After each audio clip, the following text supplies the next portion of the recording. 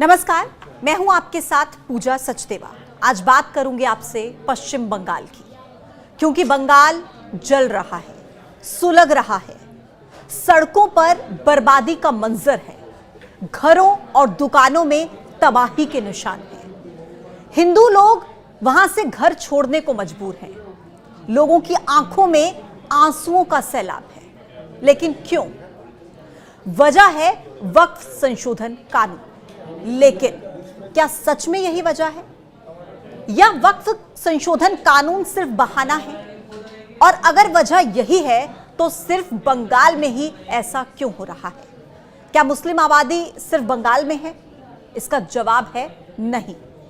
तो फिर हिंसा सिर्फ बंगाल में ही क्यों, और हर बार सिर्फ बंगाल में ही क्यों? क्यों इतने दिन बीत जाने के बाद भी बंगाल में हिंसा शांत नहीं हो रही है? क्यों सरकार, चाहे वो ममता बनर्जी की टीएमसी सरकार हो या फिर केंद्र की बीजेपी सरकार, एनडीए सरकार, बंगाल को सुलगने से क्यों नहीं रोक पा रही है? आज इन सभी मुद्दों पर मैं आपसे डिटेल में बात करूंगी। लेकिन सबसे पहले आप ये समझिए कि आखिर बंगाल में हुआ क्या है। वक्फ संशोधन कानून के खिलाफ पश्चिम बंगाल के कई शहरों में हिंसक घटनाएं हुई हैं। पहले मुर्शिदाबाद में हिंसा भड़की, जिसमें 3 लोगों की जान चली गई। फिर शमशेरगंज के जाफराबाद में बवाल हुआ। इसके बाद दक्षिण 24 परगना में हिंसा भड़की। पुलिस वैन तक में वहां पर आग लगा दी गई। कई वाहनों में तोड़फोड़ की गई। हालात ऐसे हो गए कि कई परिवारों को हिंसा से बचने के लिए अपना आशियाना तक छोड़ना पड़ा। आलम यह है कि जिले में हिंसा से प्रभावित लगभग 500 हिंदू पलायन कर चुके हैं। उन्होंने भागीरथी नदी को पार करके मालदा जिले में शरण ली है। पश्चिम बंगाल के जाफराबाद गांव से करीब 170 पीड़ित परिवार अपना घर छोड़ने को मजबूर है। खबर यह है कि 50 से ज्यादा हिंसाग्रस्त लोग साहिबगंज पहुंचे हैं। तो एक तरफ बंगाल हिंसा की आग में झुलस रहा है, तो दूसरी तरफ नेताओं की राजनीति खत्म नहीं हो रही। पलायन को लेकर पश्चिम बंगाल के शहरी विकास मंत्री नाम फरहाद हकीम, उनका कहना है कि यहां पर ऐसी कोई हिंसा की परिस्थिति है ही नहीं। लोग बंगाल से बंगाल में ही तो जा रहे हैं, यानी कि बंगाल सुरक्षित जगह है और इसीलिए लोग बंगाल में जा रहे हैं। यहां पर सब कुछ ठीक है। लेकिन एक सवाल पूछती हूं मैं, क्या सच में सब कुछ ठीक है? ये जो मेरे इर्द गिर्द वीडियोस चल रहे हैं ना, आप उसमें देखिए, क्या सब कुछ वाकई बंगाल में ठीक है? ये जो हिंसा की तस्वीरें हैं, ये जो हिंसा के वीडियोस हैं, इसमें आप देखिए, क्या बंगाल में सब कुछ ठीक है? फरहाद हकीम ने यह भी कहा कि बंगाल की पवित्र भूमि है ये, यहां पर वक्फ बोर्ड कानून लागू नहीं होगा। और यही बात मुख्यमंत्री ममता बनर्जी ने भी कही थी कि बंगाल में वक्फ कानून लागू नहीं होने दूंगी।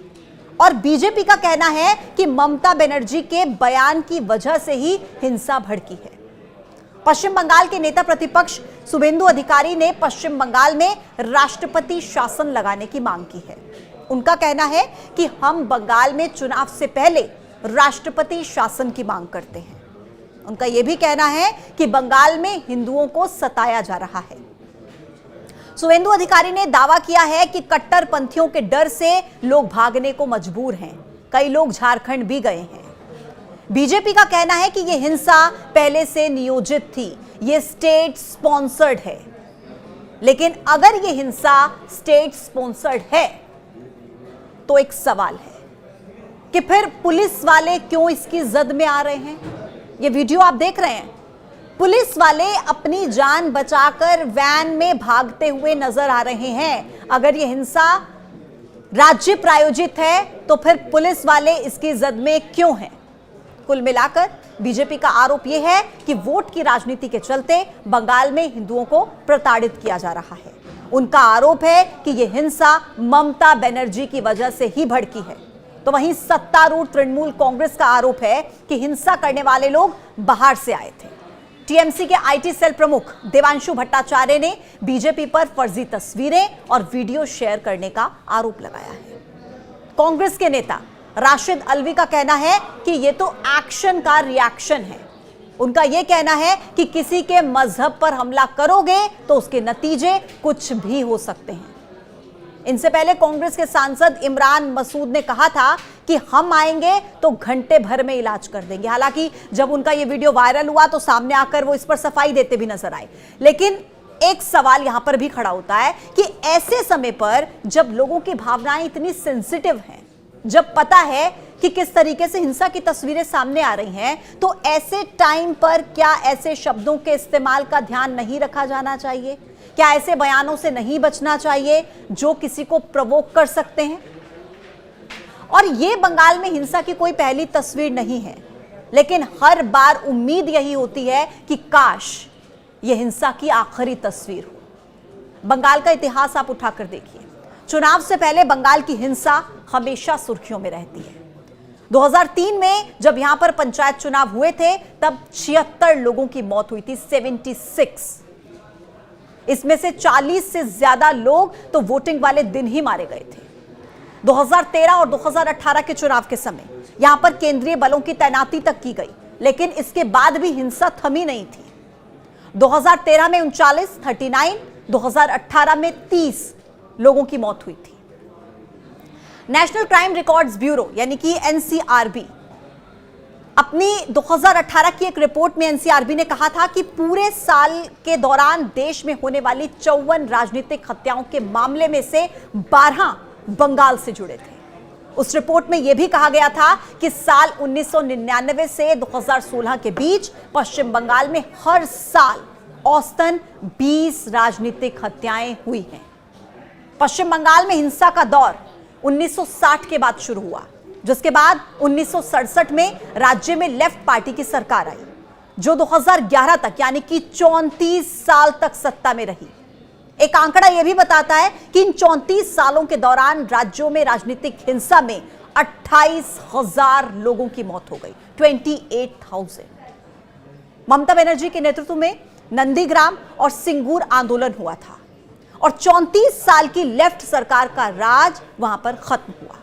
उस वक्त लोगों को यह उम्मीद जगी कि अब तो सरकार बदल जाएगी और सरकार बदलने के बाद पश्चिम बंगाल में राजनीतिक हिंसा खत्म हो जाएगी। लेकिन क्या ऐसा हुआ?